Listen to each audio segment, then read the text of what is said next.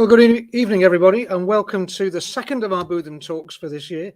I'm sorry I wasn't able myself to get to the one last week, but I understand that it was a rip-roaring ride to the topic of a reassessment of Darwin in the light of philosophy and religion. So I'm sorry I missed it. I'll try and catch up with it. And this evening we have something that to an extent is related to that. And I will introduce our speaker now to you. So our speaker this evening is Nigel Hughes. Nigel is an old scholar of Bootham School. He was at the school between 1975 and 1982. And one of the things that I think he remembers most fondly about being here was his membership of the Natural History Society, which I guess may in part have led to the fact he ended up taking a BSc in geology at Durham, then went to Bristol, where he completed his PhD in the late 80s, early 90s, and moved to the United States in 1992.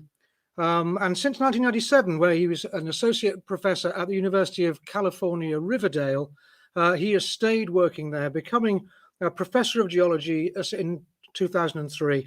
And he currently runs the University of California, Riverdale Paleobiology program. It's a bit of a mouthful this time of night, with a lady called Mary Drozer, who happens to be his wife. And therefore, it's good to report, given that fact, that both are recent recipients of the Society for Sedimentary Geology's Raymond Seymour Paleontology Medal, which is given to one scientist every year with a significant record of outstanding contributions in that field. And it is that field that Nigel is going to explore for us this evening, talking about the fossil record of the Himalayas. There's a little bit of spiel that I've been given, which I don't completely understand, so I think it's best if I hand straight over to Nigel now, welcoming him back to Bootham, albeit from many thousands of miles away, to talk to us about his topic. Thank you, Nigel. Thank you very much, Chris. I hope you can hear me and all is well. Great. Okay. Well, I was encouraged to try and put this work a little bit in context of Britain and also of my own history. So I hope you will forgive me for being a little bit biographical to start off with. My first real memories of geology was going down the street before I went to Bootham on a Saturday morning to play with a friend and finding his father watching a Horizon program that were repeated on Saturday mornings about what was called the new global tectonics. And this was an exciting discovery that had happened in the late 60s and early 70s. This must have been one of the very first programs about this that reflected on the discovery that the Earth's surface is divided into a series of major plates and that the interesting geological activity, earthquakes and volcanoes, are concentrated at the boundaries between these plates. When we look at the geography of the Earth as a whole, it makes sense in terms of these plate boundaries. And most remarkably, this arrangement of plates on the crust of the Earth is dynamic through time. And I remember very distinctly seeing a cartoon of a cross-section in which the Indian subcontinent moved northwards and smashed into Asia, and this created the Himalayan mountains. And I was just amazed that something so large scale as the whole appearance of the Earth could have this elegant underlying mechanism. And that was really one of the things that fired me in geology, or an initial interest in geology, even before Bootham. I'm just trying to advance my slides. Yes. So I attended Bootham, as did my brother and my father, shown here. My parents were both casualties of the crash of the cotton industry, and they made really considerable financial sacrifice to send me and my brother to Bootham.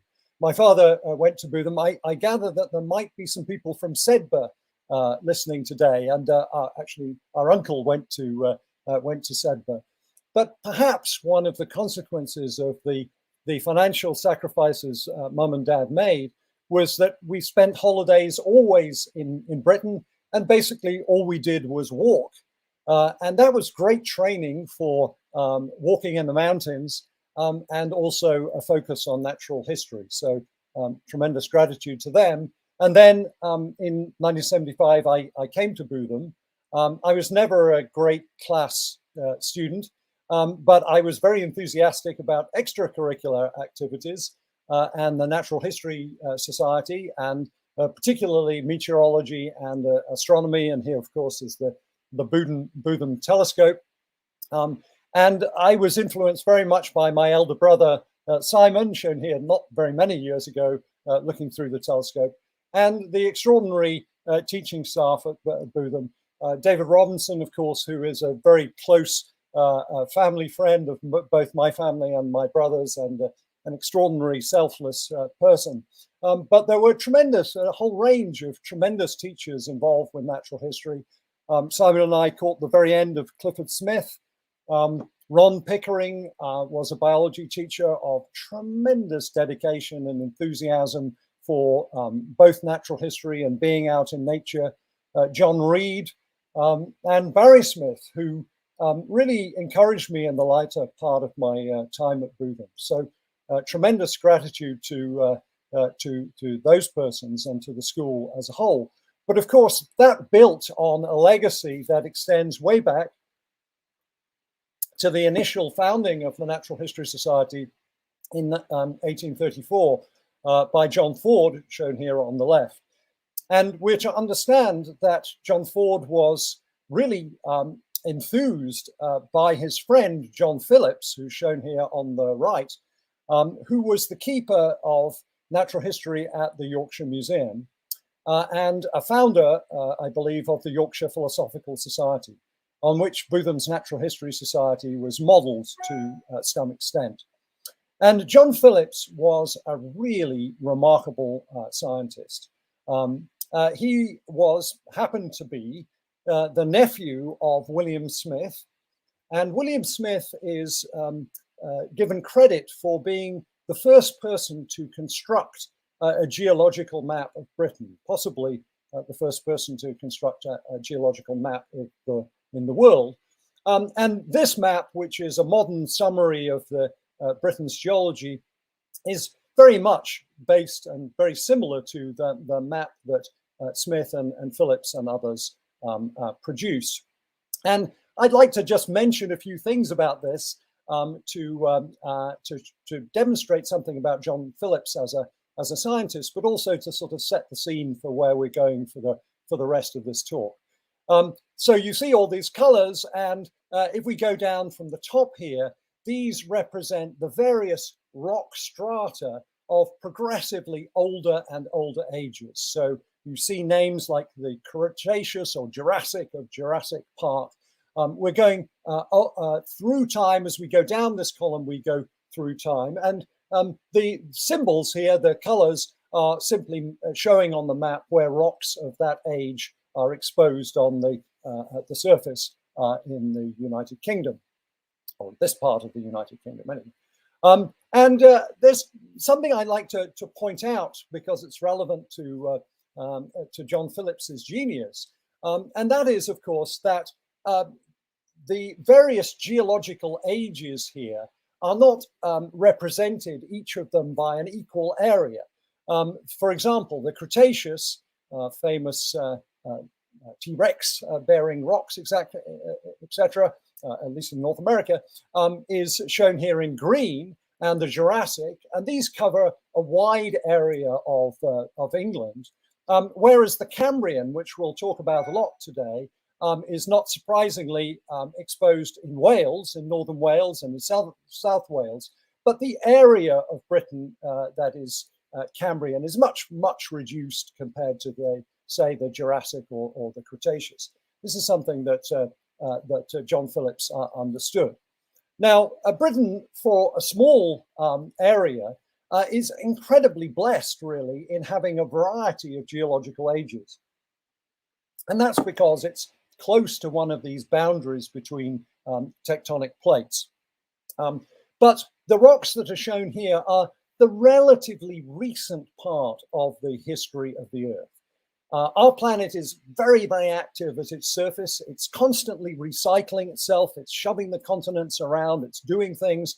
And so the record of rocks that the surface of the Earth is generally relatively recent material. Older material has been reworked. It has been uplifted and eroded, and its product entering into the system in cycles of erosion and uplift. So if we actually think about the age of the Earth as a whole, and don't worry if you can't read this slide, it's in Danish, and unless you speak Danish, of course, but it's representing the history of the Earth since its origin 4,600 million years ago, 4.6 billion years, to the present, which is shown here. And as you can see, the sort of we've moved from the green murk into the sort of life as we know it at the base of the Cambrian. Oh, excuse me. Can we go back one there? Yeah. Base of the Cambrian. And this is about 540 million years ago, the base of the Cambrian. So long, long after the origins of the Earth.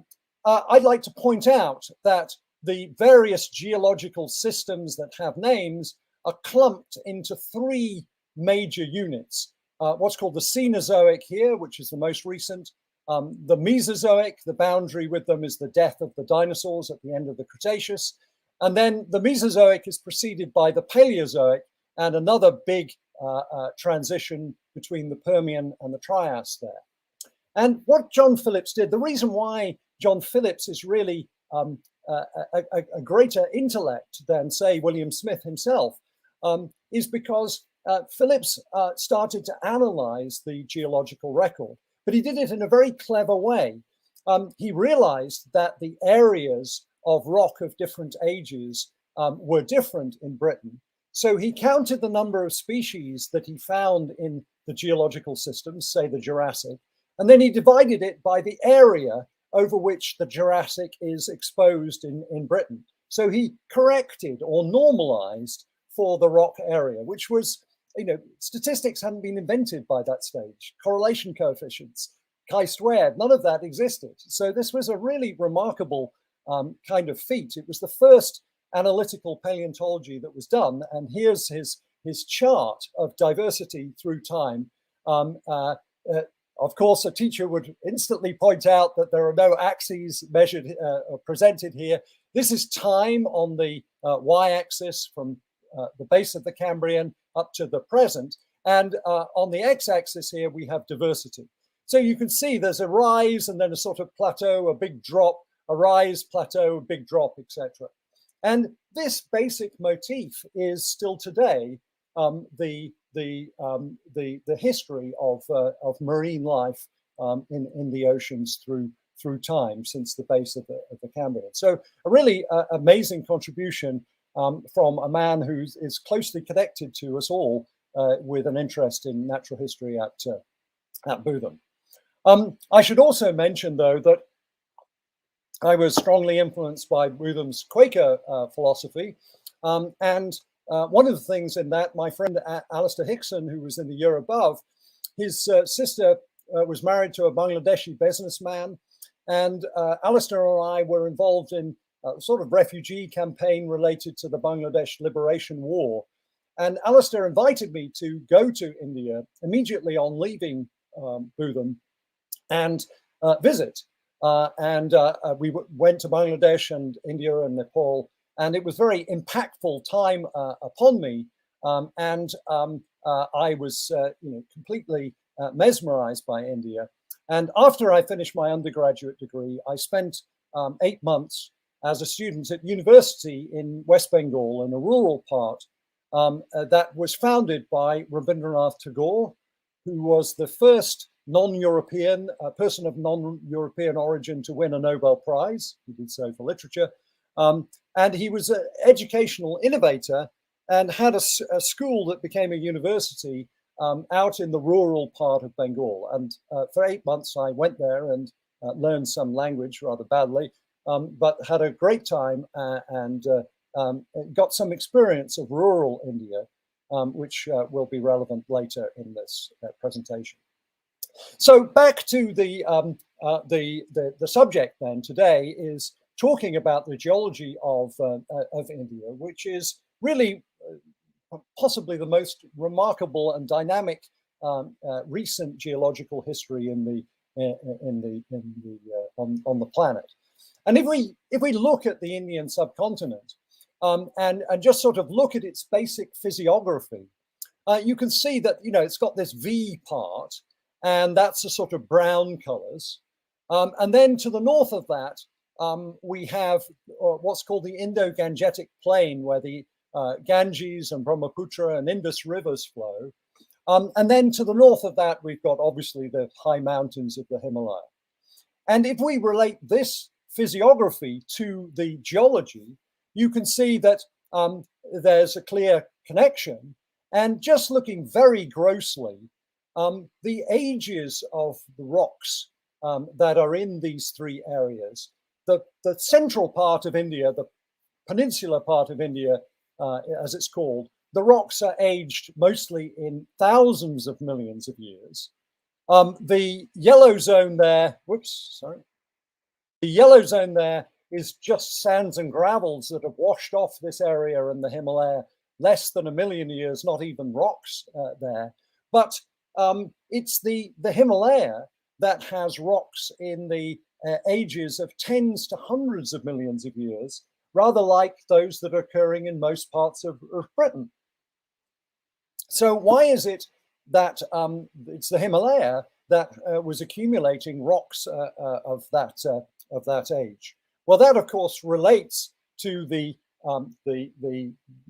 cartoon I was talking about, and the fact that the Earth's crust is not stable over time, and that parts of it move around with dramatic effect. And so this is a reconstruction 120 million years ago, when the supercontinent, there was a time when all the continents of the southern hemisphere and India were together, and that was called Gondwanaland. That supercontinent was called Gondwanaland.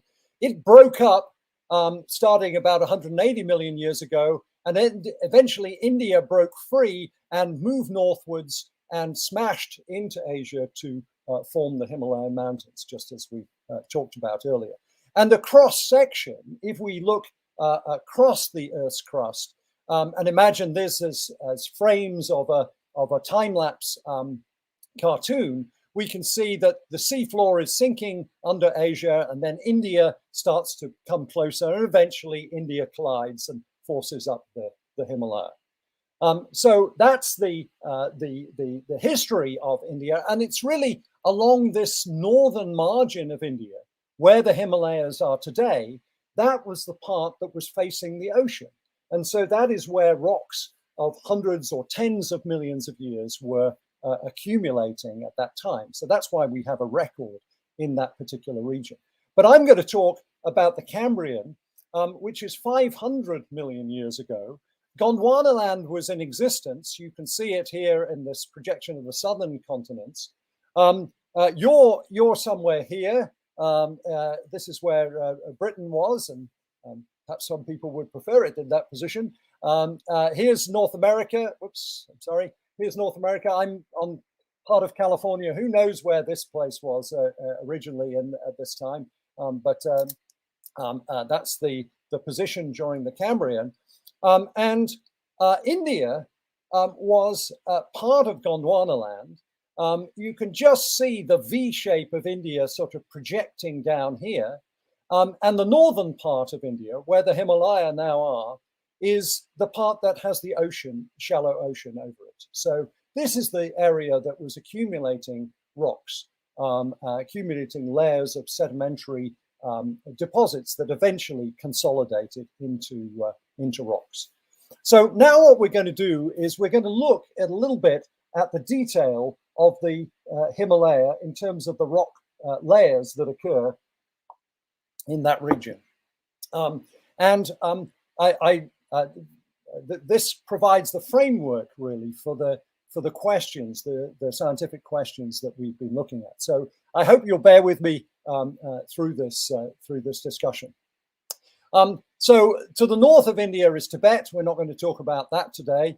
But the Himalaya are made of basically 4 regions, each one of which is separated by a major discontinuity, a major fault system.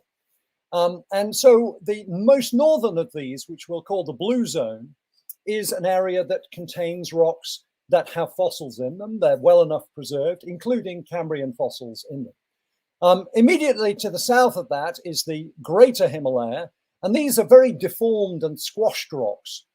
They're much too deformed to contain fossils. But then we go across another major fault, and we enter the green zone, the lesser Himalaya. And this again, we've got fossils in there. It's well-preserved sedimentary rocks. And then to the south of that, we've got what's called, the sub-Himalaya. And then even extending onto India, onto the peninsular part of India, we also have a record of sedimentary rock. And the reason why I'm so interested in the Cambrian in the Himalaya is because of all those geological systems, the Jurassic, the Cretaceous, whatever. The Cambrian is one that is very widespread distribution. All these names here that are in squares are places where Cambrian rock is exposed. So if we want to see what the geological relationships, what the sea-facing margin of India looked like in ancient time before India collided with Asia, Cambrian's a very good time to do that. And we don't only have the rocks in the Himalaya, we even have some Cambrian rocks in the south on the Indian Craton too. So this is why the Cambrian is a great time to look at. And there are some interesting, at least to us, to me, geological controversies that this applies to. The first one is that imagine we take a cross section, we cut across a line here from the India on the left-hand side, going northwards to through these various zones. That's what's shown in this diagram here. So you'll see these various zones. And what I want to point out is that in the early part of this century, a group in Arizona published this kind of interpretation. And for our purposes, the important thing is that in their view, these different zones were divided into 2 fundamental units. Parts, these 3 southern ones here, the orange, the yellow, and the green, were really part of real India. But the red and the blue were part of a different piece of continental crust, not Indian in origin. And so that's quite an important thing if these parts of India aren't really parts of India.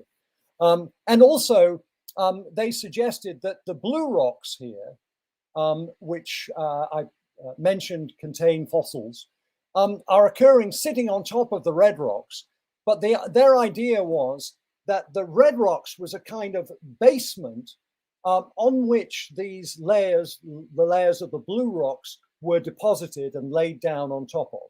And according to that view, then, these sediments coming later on top must be younger than the material on which they're sitting on top of. So these are some predictions that are made from this model. And what is the basis of this model? And so here I am going to indulge you in a little bit of, this might be slightly technical kind of discussion here, but I promise you that this is fairly concentrated, and then we will get on to other issues. But I do want to sort of give you the idea of kind of why we're interested in this particular issues and what's sort of at stake here. So the argument that was made for a fundamental difference between this stuff, the blue and the red, and these things over here on the left, was on the basis of this particular diagram. And I'm going to talk us through this diagram. But what I think you will notice immediately when you see it is that there's much more similarity between the red and the blue than there is between either of those and the green. So red and blue profiles look kind of similar, and the green one is clearly different. So what are these? Well, if we were to go to the beach here in LA or in Britain and collect some sand, most of the grains would be quartz. But within them, there are some rare minerals, and one of those minerals that's very likely to occur in any sand is called zircon.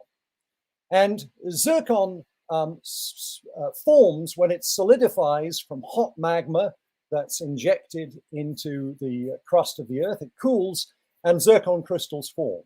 And zircons are very, very hard. So they can really withstand the rock that they were formed in being uplifted. It gets eroded.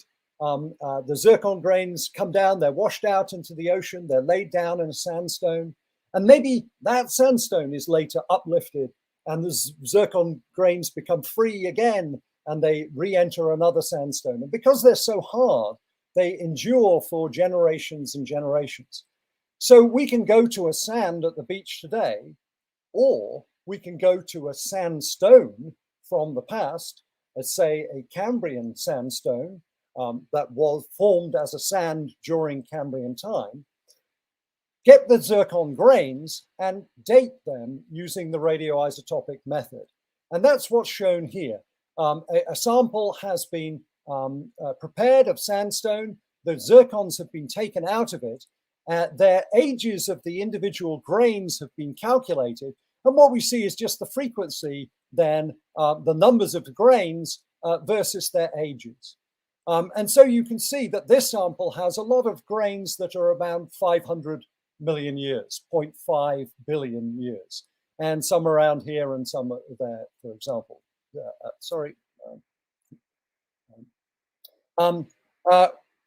So that this is important for telling us something about the sources of ages of grains that come into the area. It also provides information on the maximum age of formation of the sandstone. What do I mean by that? Well, this sample has grains that are 0.5 billion years old.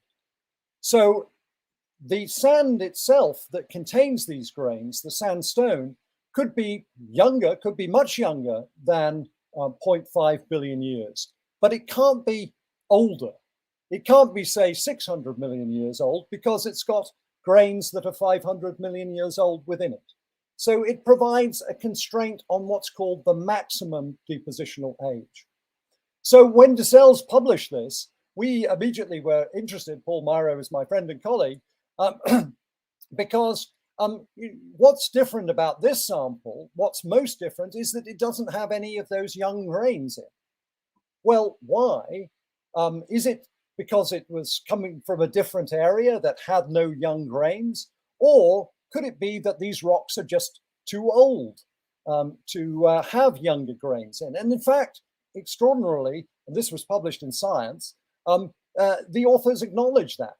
The sandstone in which these grains came from were 1.5 billion years old. So they couldn't possibly have any grains that were younger than that.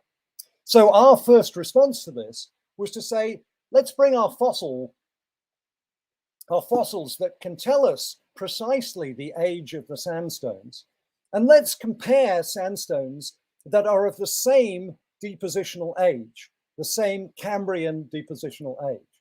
And so instead of these three samples, which are from all different geological time periods, let's compare things that we know are the same age. And when we do that, we find that the profile in the green zone and the blue zone is very similar. We've got lots of young grains in the green zone.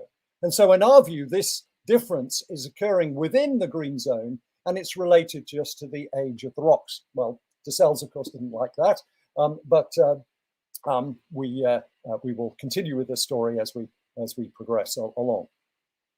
Okay, so that's the technical part. I hope I can now show you more fun things. How do we constrain the age of the sandstone not using those grains? Well, by the fossils that they contain within them. And these are trilobites. Bootham has had much more eminent people in trilobites than me, Bob Owens, and a tradition of paleontologists coming from Bootham. These are some of the most spectacular trilobites. Unfortunately, nothing in the Himalayas is preserved as beautifully as these, but they're ancient marine arthropods with a skeleton, exoskeleton, like all arthropods. The ones that occur in the Himalaya are a little bit less spectacular.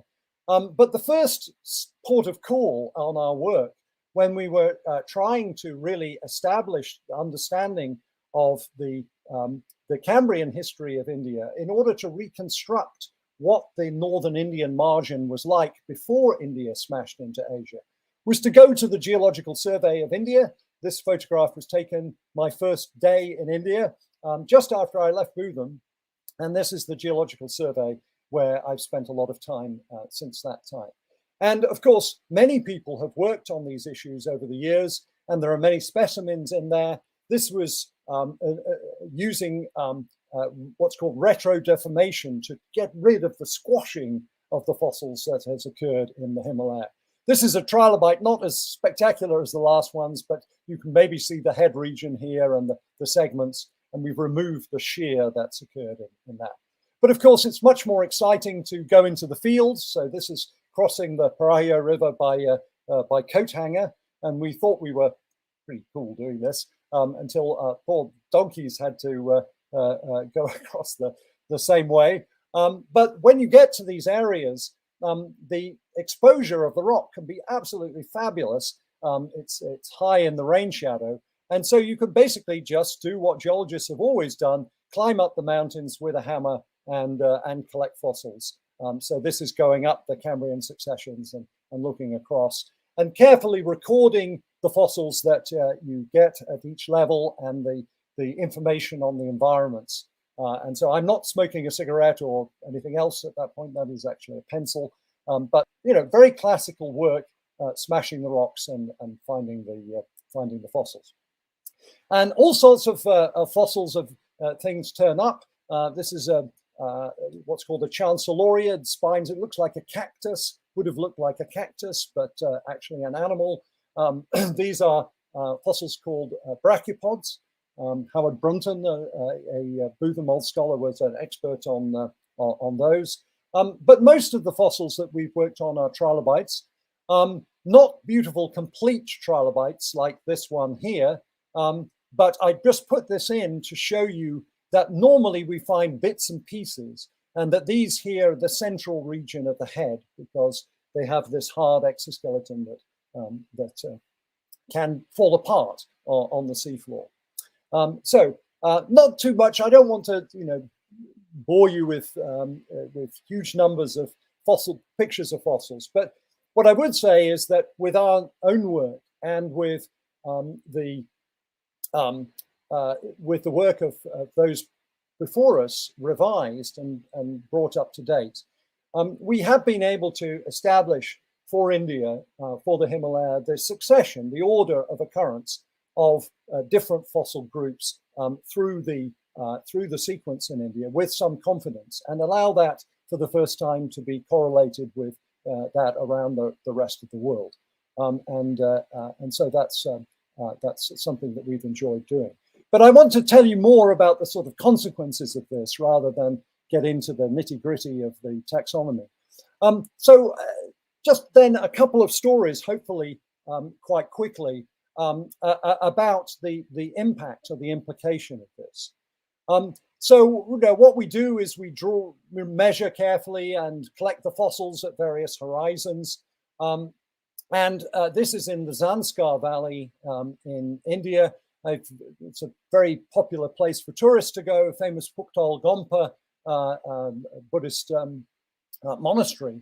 But what I'd like to draw your attention to is that this sequence of rocks here shown in this diagram has this sort of dark gray colors with occasional thin red beds in that. And then we have the face here, this very striking red or yellow face of limestones or dolomites in which Puktok Ompa is actually constructed. So this is many thousands of meters, and then about 250 meters of carbonate rock that's sitting above that. So a very distinctive kind of signature of what the rocks look like. I'd now like to take you along the Himalayan margin, many kilometers, 800 kilometers to the east, and look at the northern face of Chomolungma, or Sagarmatha, or also known as Everest. So this is looking at Everest from the north. The very summit of Everest, as we'll talk about later, actually contains trilobites, and they're reasonably well preserved. But that's not what I want to talk about right now. I want to talk about this layer here, which makes up the saddle of Everest on which the summit pyramid sits. And then the bulk of Everest is this kind of darker rock here. And notice how this has a kind of yellow color. It's the famous yellow band. If you've ever read any of those climbing books, the yellow band, which is where Mallory slipped, is occurring here. It's 250 meters of carbonate rock. And beneath it, many thousands of meters of sandstones and shales. However, this material here is not going to yield fossils because it is incredibly squashed and deformed. These rocks here belong to the red zone, what's called the Greater Himalaya. They are not part of the northern zone, the Tethyan Himalaya. And yet their signature, the sort of rock types and their thicknesses look very similar. So we're never going to find a fossil in these rocks. They're too deformed. But what we can do is we can take a rock that we've dated using the fossils from Zanskar, and we can extract the zircon grains from it and look at their distribution of ages. And we can do the same here. So luckily, these rocks that are at 27,000 feet, they dip down to the north. So we were able to collect samples at 18,000 feet, which was considerably more convenient, of the same level. And then we can compare those samples one with another. And I hope that I can persuade you that these two samples look extremely similar to each other, even though one is from the blue zone and one is from the red zone. And remember that in Dessels' model, this stuff should be younger because it's supposed to sit on top of the old stuff in the red zone. But actually, the age of the youngest zircons are just about the same age as the trilobites that are occurring in these rocks here. And we've got just as young in the red zone. So this stuff, the material that forms this stuff, was clearly as young, cannot have been older than the blue zone. So that idea of red and blue being the red stuff had the blue stuff laid down on top of it is not holding water. Let's move a little south then and quickly look at these zones over here and see what the same kind of approach applies as we go to those that in the model are actually part of India, and they're supposed to have this very different kind of signature. So I'm going to go through this very briefly, but we've looked at the green zone, the yellow zone, and even south beyond the Himalayan margin into India itself. And of course, we do the same kind of thing of measuring the rock sequences, looking at the particular kinds of environments that they would have been deposited in. Not surprisingly, those to the south represent shallower conditions because they're more inland. Those to the north represent deeper conditions because they're nearer the margin, the seaward facing margin of India. And we can take rocks that contain Cambrian fossils and run the detrital zircon ages from those. And what you see is spectra that are generally pretty similar to one another. They have some differences. You'd expect that from some things that are nearer shore to things that are further offshore. But clearly, all these that are occurring from the green, from the yellow, and those that occur on India itself that never been part of the Himalaya contain lots of grains that are young in age. So that basis, that argument that Descelles had for a fundamental difference between material that was in these northern zones and material to the south that had this true Indian signature is not holding up. And rather, what we're seeing is variations along a margin, just as you would see today if you went from relatively shallow near-shore conditions further offshore, where you would receive sediment from a wider range of sources. So this is sort of, this area, of course, becomes compressed as India collides with Asia and the mountains rise. But then, of course, the mountains also, as they're rising, they're also battling with erosion that is wearing them down. So this is the ups and downs of the Himalaya, and using the fossils to tell us the ages. And what I want to say just in this next slide is to try and summarize quite a lot of work in just a few sentences, and just say that having a knowledge of what the original structure, what was shallow water, what was deeper water, allows us to understand what the form of the original northern margin of India looked like. And if we just look at this third diagram here, this is to the south, this is to the north, what we see is that as we go seaward, we get a thicker space for building up sediment, and we get some changes along the margin, just as you'd see today. Here's a carbonate platform, and then the edge of the carbonate platform.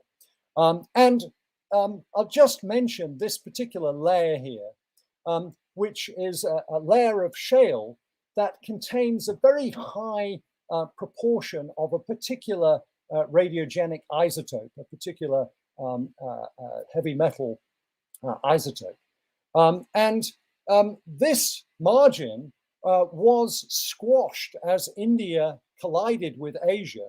And these little dotted lines here mark the positions of those major faults that separated now what we see in the Himalayas as these major zones.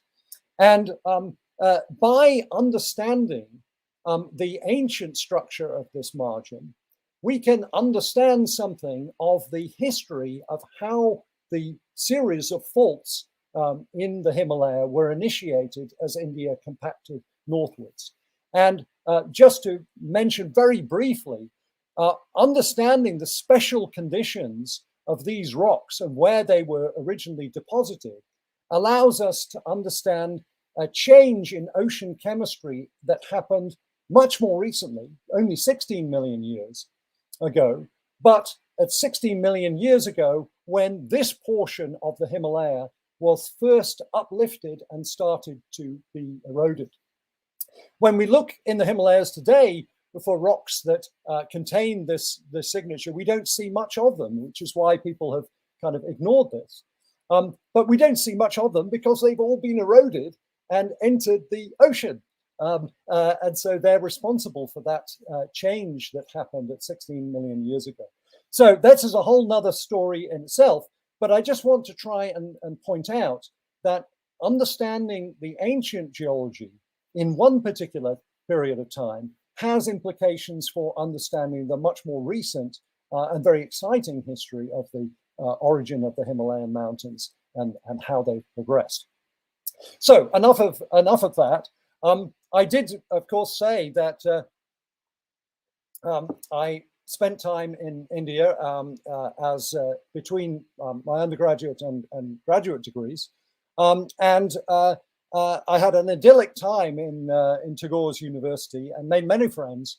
And I've always wanted to try to bring something of the excitement I feel about India's geology to people in India, and particularly to those who are not, privileged in having the kind of education that I've had. And so several years ago, a group of friends and I wrote this book for children called Monisha Pathore Bon, Monisha and the Stone Forest. And it's about a common substance that occurs in India, petrified wood, fossilized wood, which occurs widely in India of various different ages.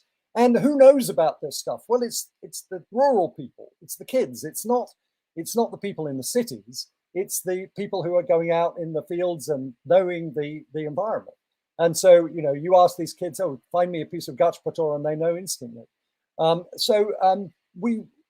Monisha book was a place-based story. So we were trying to make a story that was based around this particular place, that considered the various different explanations for this strange substance. Everybody knows it's weird. It's wood that's made out of stone. Different religious traditions have different interpretations. This is my favorite tea shop in India. Here you can see a piece of fossilized wood is being revered as what's called a takur, with these nice flowers, given a sacred idea, because in Hinduism, this is supposed to be the bones of the stork demon, the giant stork demon that Bhim kills in the classic, the Mahabharata. So that's the Hindu version of explanation for this gachpator, this fossilized wood. There are explanations in Muslim tradition and in tribal tradition too. But in our story, Monisha is a kind of a very inquisitive girl. She would be a member of the Natural History Society, certainly. She wants to find a natural explanation for this remarkable transition. And she has a whole series of adventures. Here she is up a tree as a new tube well is being dug in the village. She goes to the hot springs at Bokrashar. Her grandmother slips as she's coaxing her into the hot water. And Monisha gets a splinter. She pulls it out with her teeth, and it splinters into bits of sand because the rock is being silicified. It is turning from wood into mineralized silica. So she begins to get an idea of how that happens. Her sari gets wet. She gets a fever. She wakes up in her fever, and there's somebody at the door, and it's an elephant, except it's not an elephant. It's a four-tusked elephant. It's a Gomphothea from 5 million years ago, the Maya-Pliocene boundary. And she meets, the Gomphothea takes her to meet all the other interesting animals that were living at that time, short-necked giraffes, hippos with their nostrils facing down, not up. And she begins to realize about the kind of changes that have occurred in this place through time. She gets chased by a saber-toothed cat and comes back to tell the tale. So we through various institutions, we were able to produce 5,000 copies of this book and do various programs in schools and learning centers in India. I was able to take 2 students from UC Riverside, both women, one Hindu and one Muslim, which was very nice. And here we are talking about the differences between modern elephants and Gomphotheas in Bengali to the students, and they seemed to have a good time. The story was dramatized and toured in Bengal and a little bit in Bangladesh. The book was distributed too. But we did a kind of a follow-up, and a year later to see, what message the book had been able to impart permanently to the kids. And although it was, moderately successful, we found that even with a sort of place-based text that was, familiar to the kids, the level of language comprehension was just too much to be able to really get the full stuff of the story. If it was read, people could get it instantly, but the actual reading challenge was real. So this is what has inspired us for our new project that we're trying to wheedle money out of people to support, and that is the fact of this great journey of the Indian subcontinent. I mean, no part of the world has a more dramatic geological history than India's movement northwards and collision into Asia, and that's something that everybody from the subcontinent shares, no matter what their background, no matter what their religion, no matter what caste or social setting. This is the story of India. and it's a story that people can be proud of and should be.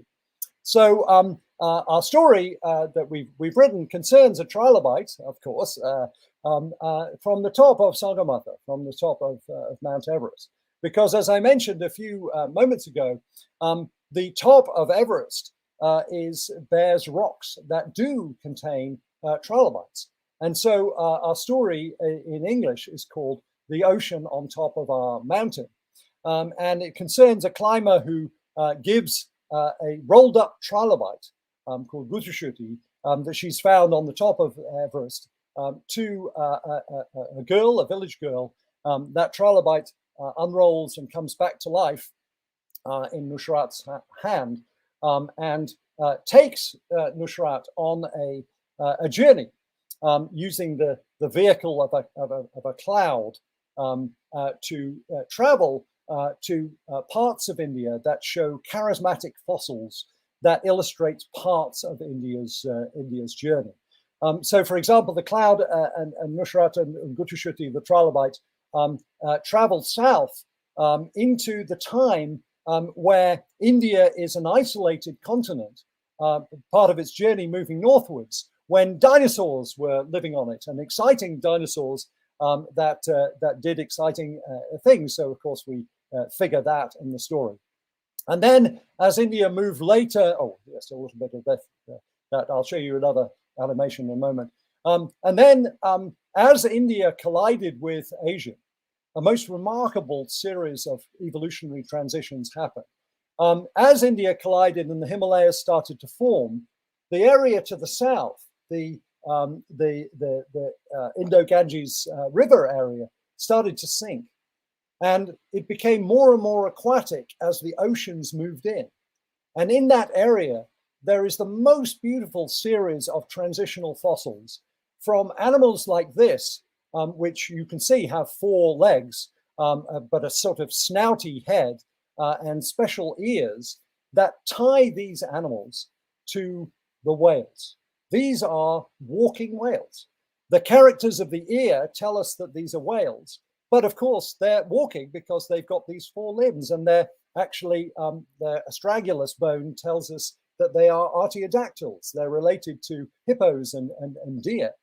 But over this 8 million years, as India, the area of India became more aquatic, they assumed increasingly adaptations that were increasingly aquatic in nature. So here's one where you can see the legs getting smaller and smaller and more vestigial. The genetics are still there to produce those legs, but the genes have been turned off to do so.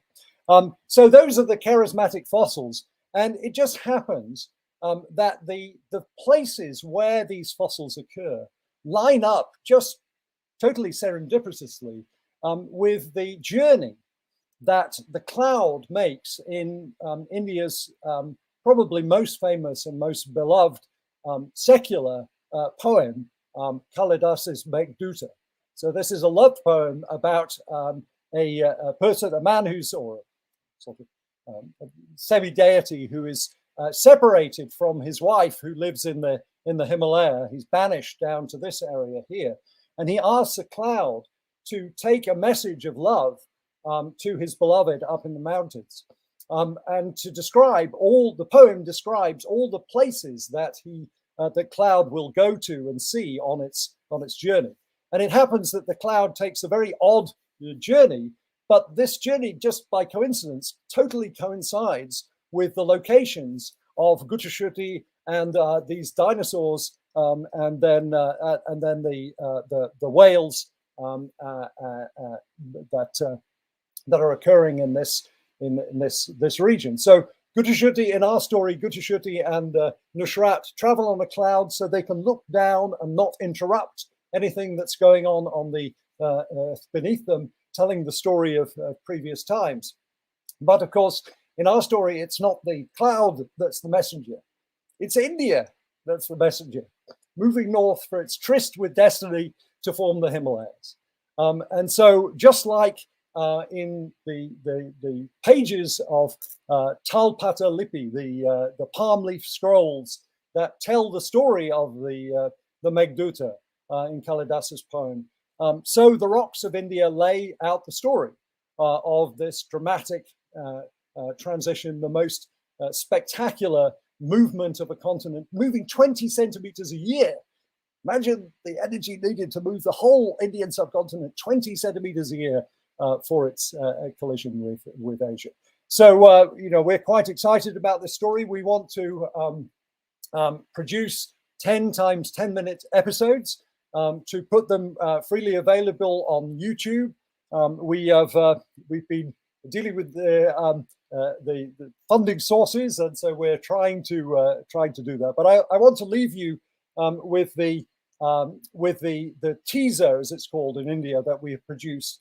I have to say that we want to produce this work in Bengali and in Hindi and Urdu and maybe in a South Indian language. This teaser is a little bit aimed to Western sources because we need to get the funds to do this. And there are a couple of scientific glitches in this, and also I had no role in the size of my name, but we'll see whether our friend Luke has the alternative, but I think we might be able to run this. The top of the Sagarmatha wasn't always a high mountain. Long, long ago, it was the bottom of an ancient ocean. And when a big storm came, the seafloor was flooded. Mursad! Do you want to meet someone special who has been in this place far longer than anyone else? Really? Special to you?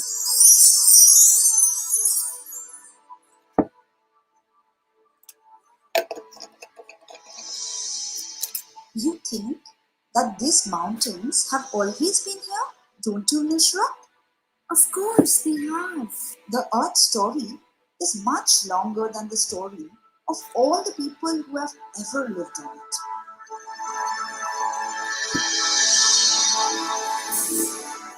Let's learn to meet the layers of the rocks, to meet those who lived in India during that epic voyage.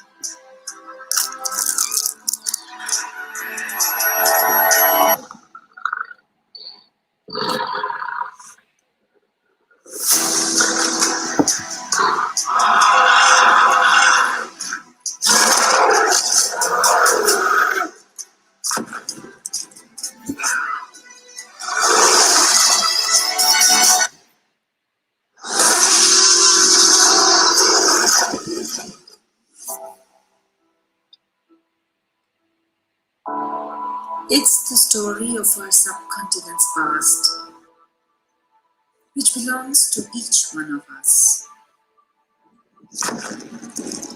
Get ready for Putishiti and Mishra in the ocean on the top of our mountain to take you on to the true adventure of 100 Crore Lifetimes. Right, that's enough of that. So thank you very much. I'm sorry it's a little longer than I anticipated, but I'd be very happy to take any questions that anybody might have.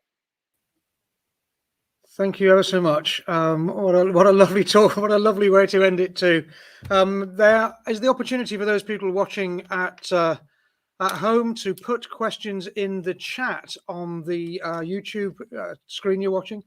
And if you type one of those in, it will magically appear on our screen in the sort of virtual studio that we're essentially broadcasting from, as it were. So if you have questions, please do type those in now. Nigel, I've got a couple of questions from Mike Shaw, which I don't completely understand, I have to confess, but you will. And the first of those is, can you paint a picture of the natural history of the Neo-Tethys in its closing years? Yeah, well, so what Mike is, obviously he's very up in these issues. What he's referring to by Neo-Tethys is that ocean as India moved northwards. The Neo-Tethys ocean shrank as the seafloor of that ocean was dipping down under Tibet, and then eventually India arrived. So, you know, the northern margin of India at that time until collision would have been sort of like the margin of Britain going off into the Atlantic today, you know, getting deeper water. So changes in sandstones near shore, mudstones offshore, that kind of thing. But I think what Mike alludes to is that what I didn't tell you is that Tibet itself is made up of a whole series of different pieces. And there were a whole series of oceans, actually called Neotethys, but Mesotethys and Paleotethys, that really the whole of Eastern Asia was constructed sequentially as bits of the northern margin of Gondwanaland broke off and successively collided to form Eastern Asia. And it's a fascinating thing because most regions of the world, like the core part of India, for example, or the core part of North America, or the core part of Africa, they glommed together thousands of millions of years ago. Eastern Asia is the only place that really glommed together in relatively recent times. And so it gives a special insight into how major parts of continents are constructed. I hope that has gone some way to answering Mike's question. So another question here from James Doby, who sounds like he must have been a contemporary of yours at Bootham, who asked the question, having complimented you on your undimmed enthusiasm since he knew you at school, who asked you the question, why geology, not meteorology in the end then? David will know the immediate answer to this, and that is my sadly lacking mathematical ability, which I oddly, for those who knew me at Bootham, I do actually employ statistics in various works that I do, but I am not mathematically talented, and for meteorology in particular, it would have been an absolute requirement. But I would say that those records, and I think James may have been part of this at times. I don't know whether this has happened, Chris, but I've always had in mind the meteorological records in the Bootham archives. At this time of climate change and the need to monitor long-term, not geological, but relatively historically long-term changes in the climate. Those Bootham records that were so assiduously kept would be, a really valuable resource. But the answer is maths. The answer is often maths, in my experience. I have to ask Elaine to have a bit of a dig around in the archive to find those, because I think if we can liberate those and get them to some good use, I think that's a really good steer. Thank you. I have a question from Aaron Song, masquerading, I think, as April Song, who says, "Hi, Nigel, do you believe that in some time in the future, that there's a chance that the Indian continent will separate from the Asian continent?" Well, India gets up to tricks like this. A whole nother story is that actually this is not the first time that India has broken off one part of the world and zipped across to another part of the world. Before the Cambrian, it did the same thing. It was part of Antarctica and Australia, and then broke off those and whizzed across and hit Africa. And then Antarctica and Australia came across. So India has a habit of doing this. And the reason why India moves so quickly is because, unlike the other continents of the Earth, which have a thick root underneath, India has, when it's drifted over the interior of the Earth, it has happened to sort of go over what are called hotspots that have melted the root of the Indian subcontinent, and so they've made India much thinner, and it's called crustal delamination.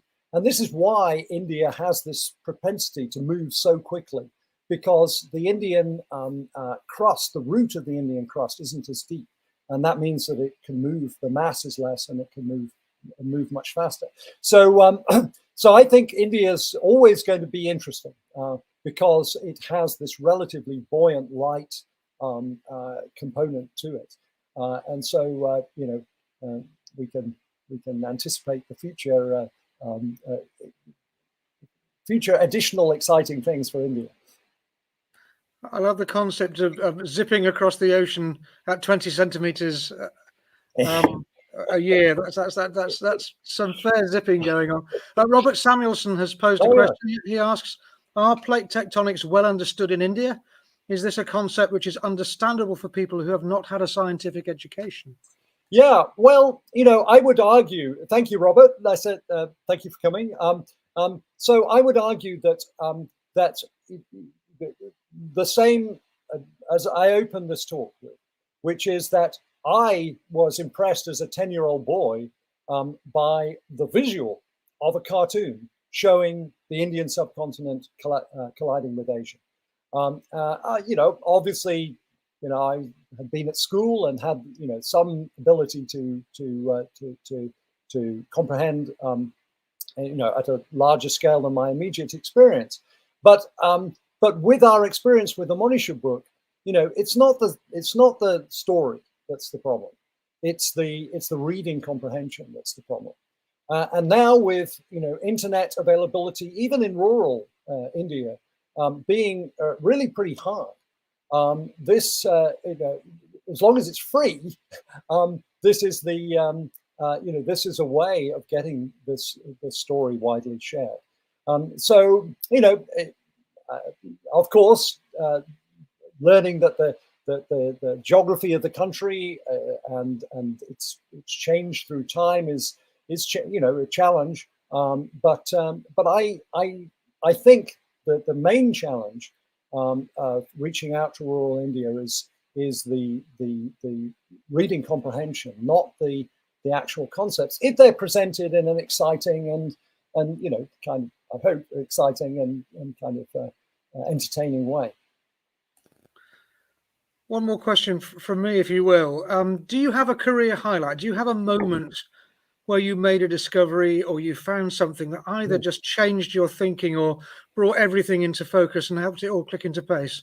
As much as it ever will. Well, of course, when you find, I suppose that I had worked on the fossils from the previous collections in India for many years, revising those and bringing those up to date. My colleague Paul Myro and I went into the field in, I suppose, later, mid to late 90s, and we went to a locality that had been previously collected, this I have to admit, I'm the guy, the fossil guy, but Paul is 1,000 times better fossil collector than I am. And you go to a place and you're worried that you're going to actually find something, and within 2 minutes, Paul had discovered a bed that was just stash full of trilobites, and so that was a very exciting moment because they were also sort of the wrong trilobites in the wrong place. That was exciting, and also we just knew that okay, we're going to get some result here. And it's stressful. You apply for grants and you say you're going to do these things, but you never know whether it's going to work. And so that was a great evening, knowing that we were going to be able to do something that contributed. Well, thank you. One of the questions that I often ask when I'm interviewing for new teachers here is, can you give me an example of a situation in which your students have experienced a moment of awe and wonder in the classroom? And I think I can honestly say that there have been experiences this evening that I've had where my jaw has sort of hit the table. Well, the concept of walking whales, the concept of an continent moving at the vast speed of 20 centimeters a year, these things have been revelatory to me this evening. I'm really grateful. You said at one point in your talk that you wanted to pass on some of the excitement that you feel about the geology of India in your book, Manisha and the Stone Forest. But you've certainly done that for us this evening. There's something wonderful and poetic about watching somebody who absolutely loves what they know and desperately wants to share that with other people, even if those people can't, as in my case, always understand it completely. It's like going into a sort of further maths class. I love going in to see that sort of thing. You may well have done yourself, from what you said earlier on, although not necessarily got it.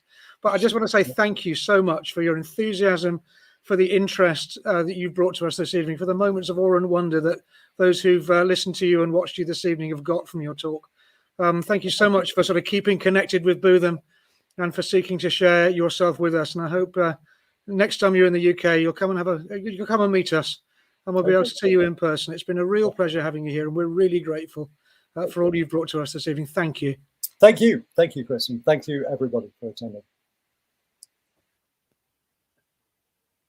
Thank you. This is not the last in the series of Bootham Talks for this term. We have more coming up. I have to confess that I don't have the details of them in front of me, but I wouldn't be surprised if once the broadcast is finished this evening, one or two things appear on your screen. If not, there we are then. This is 22nd of March. Simon Smale on Our Bugs, How They Influence Health and Disease. So Simon is a parent of one of our students in year 11, what we call still upper seniors at Bootham. And he will be sharing those things with us. So that's our talks in the future. Do join us for those. But again, this evening, thank you so much to Nigel Hughes for all he shared with us tonight. Take care of yourselves and farewell.